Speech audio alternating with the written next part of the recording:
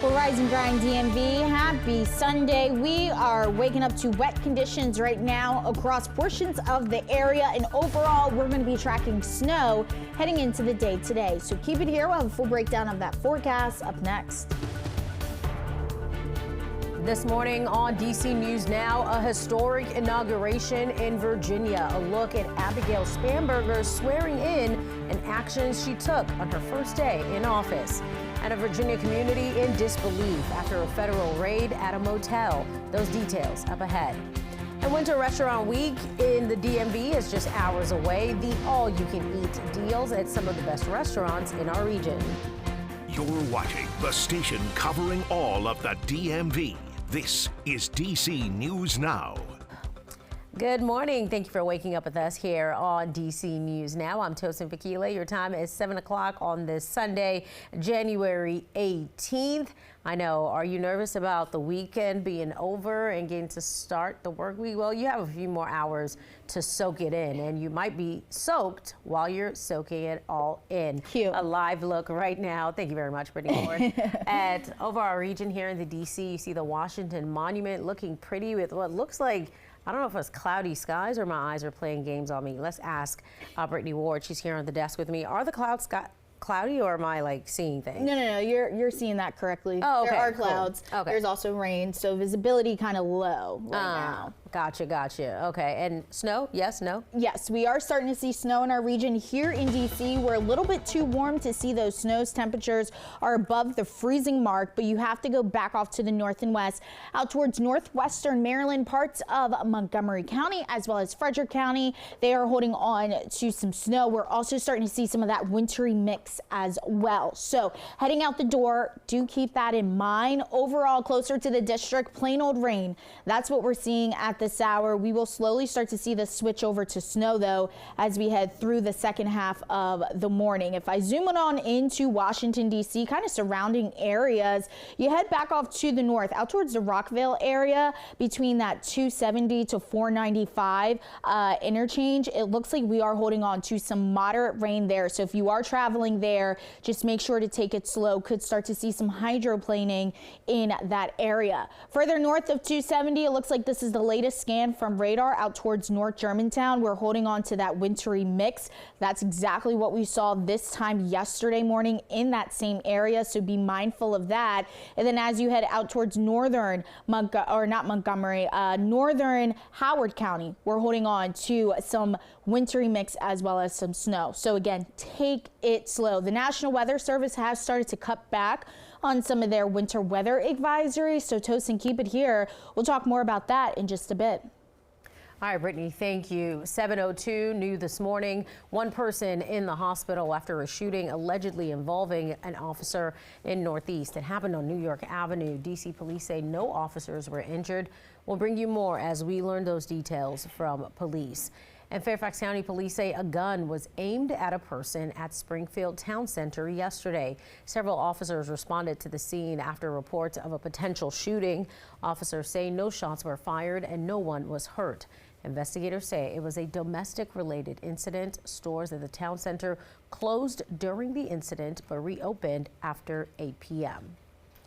The Pentagon is preparing to send more troops to Minnesota as ICE protests continue. This is according to a report by the Washington Post. President Trump has threatened to invoke the Insurrection Act to end the protests in Minneapolis. Defense officials say the soldiers are on prepare to deploy orders in case the violence in Minnesota escalates. So help me God. So help me God. Congratulations, Governor. Thank you. History made in Virginia. The Commonwealth swore in its first female governor yesterday. Abigail Spanberger took the oath of office in Richmond after defeating now former Lieutenant Governor Winsome Earl-Sears in the November election. Governor Spanberger addressed Virginians on the steps of the state capitol, recognizing the long road to making history. She said it's been 250 years since Virginia's first governor, Patrick Henry, took office.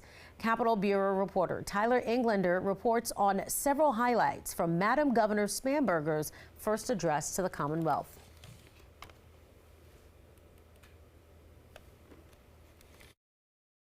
Shortly after taking the oath of office, Virginia Governor Abigail Spanberger preached a message of bipartisanship, saying Virginians have to come together and unite for the future of the Commonwealth.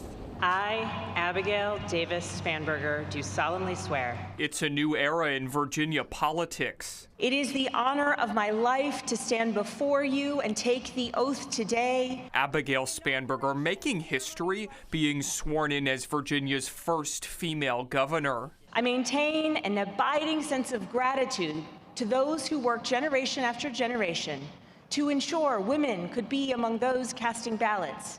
But who could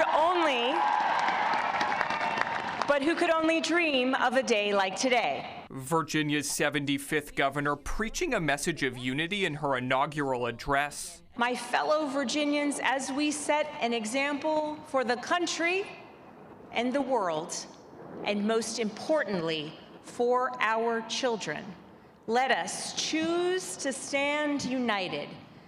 Choose to serve one another, choose to act together. While promising to work every day on issues like affordability, education, and more. We will write this next chapter together, because throughout our history, no leader has ever made progress alone. Governor Spanberger also thanked outgoing Governor Glenn Youngkin and outgoing First Lady Suzanne Youngkin for their help during the transition and their service to the Commonwealth.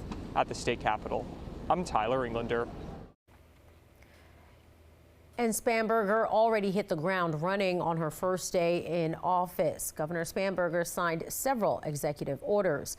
Let's take a look at some of them. One order gets rid of former Governor Youngkin's direction of state police helping and cooperating with ICE. Another order directs state agencies to find ways to cut costs to address affordability for Virginians, requiring reports within 90 days.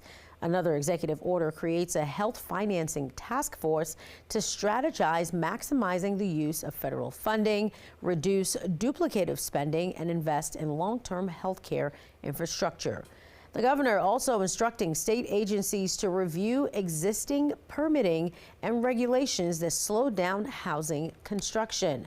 More orders direct State Department of Education to review school performance findings and directs the department to host a statewide listening tour to find ways to support and finance public schools.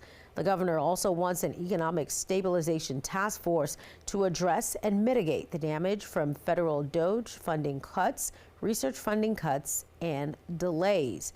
That order also directs agencies to build strategies to address the impact of SNAP benefits and expand efforts to secure job placements for fired federal workers and contractors. One of those executive orders the governor signed calls for a review process to appointing members to Virginia's collegiate boards. Coming up on 7:08 in Maryland, there's a push for major investments in schools, affordable housing, and reimagining public safety in Montgomery County. The plans are part of the county executive's budget proposal for the next fiscal year. He says more funding is needed to deliver essential community assets. And leaders in Montgomery County are moving quickly to protect health and human services after federal funding cuts forced program disruptions. DC News Now's Shanika Grimshaw has more. Council member at large Lori Ann Sales is proposing emergency funding to prevent further impacts on seniors, families, and vulnerable residents. Sales says urgent action is needed after federal and state funding cuts led to service pauses, intake closures, and growing wait lists across the country. She's proposing a $1 million emergency appropriation to immediately stabilize critical health and human services. Montgomery County is the jurisdiction with the greatest amount of seniors, and they are growing at a fast rate. And so when federal cuts impacted our senior nutrition program, I immediately wanted to respond. If approved, the funding will be transferred to the Department of Health and Human Services, supporting minority health initiatives, senior nutrition programs, and home-based care services. County leaders say the cuts have hit seniors especially hard. These are basic services that will help hundreds of thousands of residents that are on wait lists or who were unable to access these important resources because of the cuts. Health officials say the funding will help prevent further harm and keep essential programs running as demand continues to rise. The proposal will be formally introduced when the county council reconvenes on Tuesday. A public hearing is scheduled for the end of the month. For MoCo Minute, I'm Shanika Grimshaw. Helping you stretch your dollar to pay for those costly electric bills, Pepco says it's expanding a fund that helps families in need. The power company says there's an additional $1.5 million available to support customers in D.C., Montgomery, and Prince George's counties in Maryland. Eligible customers can apply for up to $300 to help pay their bill. Applications are open in Maryland. They open up in February for families in the district. Gold hits a high record and silver also peaking. CNBC reports silver gained 6% Tuesday and is up 29% for the year. The report says gold is at an all-time high of $4,600 an ounce. Experts say it's in response to persistent geopolitical and economic uncertainties that are known to drive investors to safe havens. All right, we're coming up on 7-Eleven. Meteorologist Brittany Ward.